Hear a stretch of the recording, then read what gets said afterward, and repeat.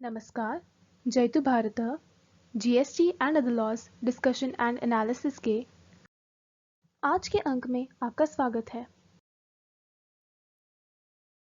GST council की 47वीं meeting में tax payers की सुविधा के लिए कई निर्णय लिए गए, जिनको क्रियान्वित करने के लिए कुछ नोटिफिकेशंस इश्यू किए गए हैं। जीएसटी रूल्स में भी बदलाव किए गए हैं। उन्हीं के बारे में आज के अंक में जानकारी लेते हैं। सबसे पहला नोटिफिकेशन एनुअल रिटर्न के बारे में। सीजीएसटी एक्ट 2017 का सेक्शन 44 एनुअल रिटर्न के बारे में बताता है, जिसके अनुसार टैक्स पेयर को हर फाइनेंशियल ईयर के लिए एनुअल रिटर्न फाइल करना होता है फॉर्म जीएसटीआर 9 में। इसका जो प्रोविजो है, first proviso, provided that the commissioner may on the recommendation of the council by notification exempt any class of registered person from filing annual return under this section. जो commissioner है वे किसी भी class of registered person को annual return file करने में से मुक्ति देने का नोटिफिकेशन जारी कर सकते हैं। इसी प्रोविजो के अंतर्गत यह नोटिफिकेशन नंबर 10/2022 सेंट्रल टैक्स दिनांक 5 जुलाई 2022 जारी किया है, जिसके द्वारा जिन टैक्स पेयर का फाइनेंशियल ईयर 2021-22 में एग्रीगेट टर्नओवर 2 करोड़ रुपए से कम है, उन्हें उस वर्ष अर्थात फाइनेंशियल ईयर 2021-22 के लिए एनुअल रिटर्न फाइलिंग करने में से मुक्ति दे दी गई है। तो यह छोटे टैक्स पेयर के लिए एक अच्छा कदम है।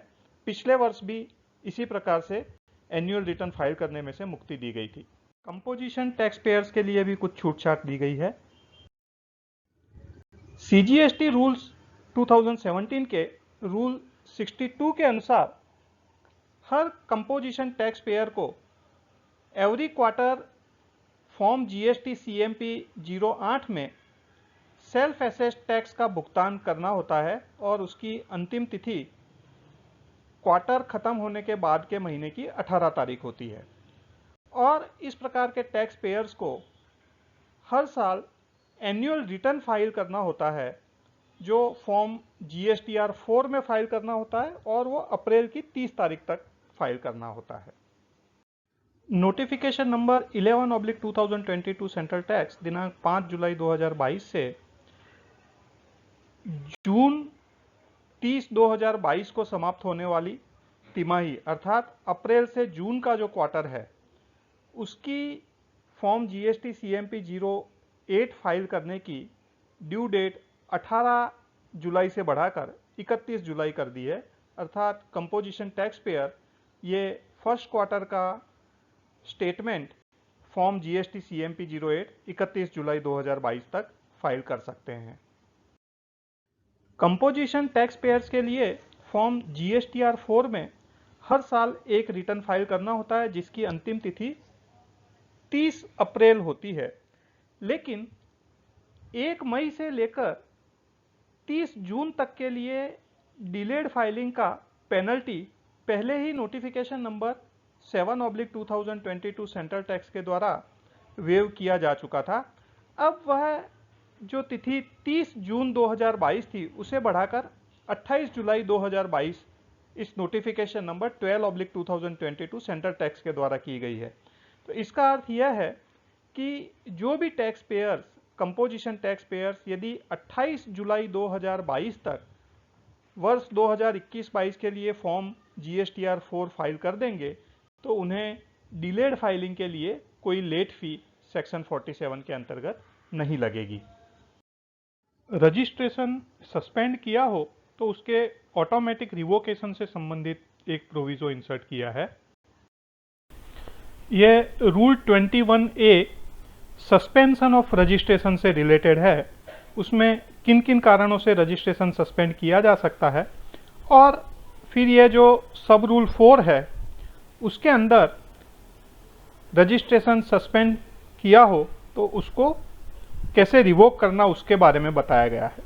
तो इसी सब रूल 4 के अंदर यह सेकंड प्रोविजो अभी इंसर्ट कर दिया गया है, और उस सेकंड प्रोविजो के अनुसार provided further that where the registration has been suspended under sub rule 2A यह जो सब रूल 2A लिखा हुआ है, यह मुझे लगता है कि यह गलत लिखा है।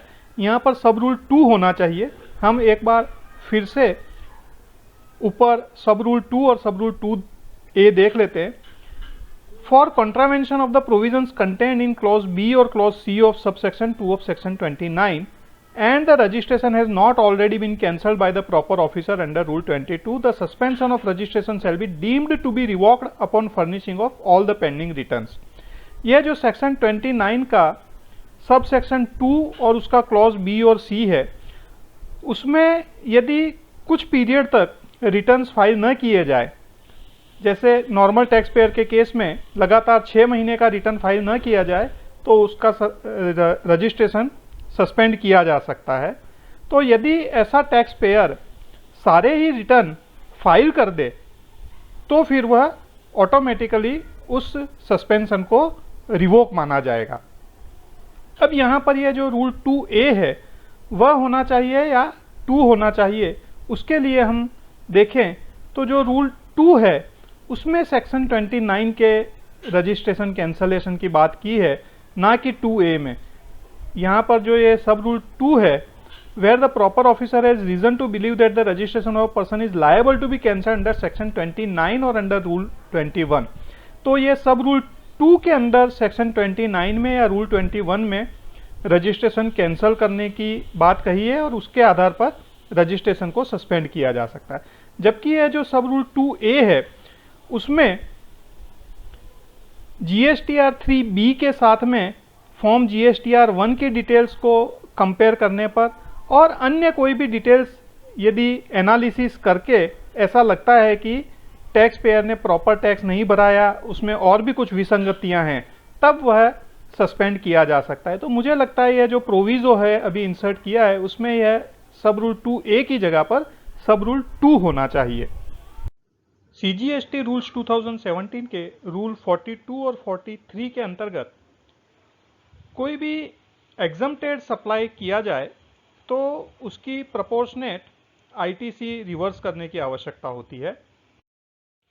लेकिन अब यह अमेंडमेंट किया गया है कि ड्यूटी क्रेडिट स्क्रिप्ट्स जो notification number 2/2017 central tax rate के अंतर्गत उसके सप्लाई पर GST में से एग्जम्पशन है, फिर भी ड्यूटी क्रेडिट स्क्रिप्ट्स की वैल्यू एग्जम्प्टेड सप्लाई की वैल्यू में नहीं गिनी जाएगी, अर्थात उसके proportionate input tax credit reverse करने की आवश्यकता नहीं होगी।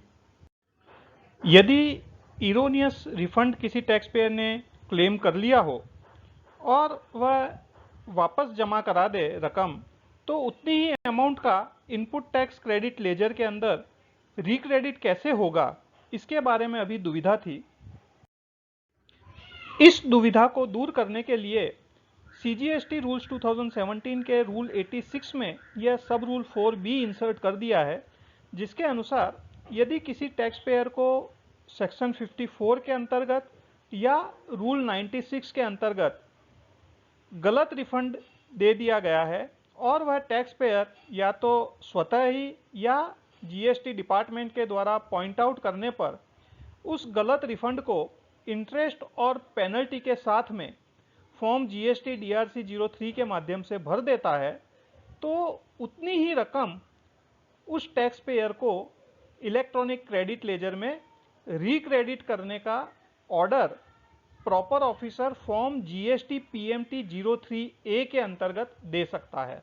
तो यह जो फॉर्म GST PMT 03A है, इसकी यह प्रोसीजर नई इंट्रोड्यूस की है, यह रूल 86 के सब रूल 4B के माध्यम से फॉर्म GST PMT 03A का भी प्रोफॉर्मा भी इंट्रोड्यूस किया गया है। तो अब इस प्रकार के केसेस में टैक्स पेयर को अपने इलेक्ट्रॉनिक क्रेडिट लेजर में वापस वह अमाउंट रिक्रेडिट करवाने में कोई दिक्कत नहीं आएगी।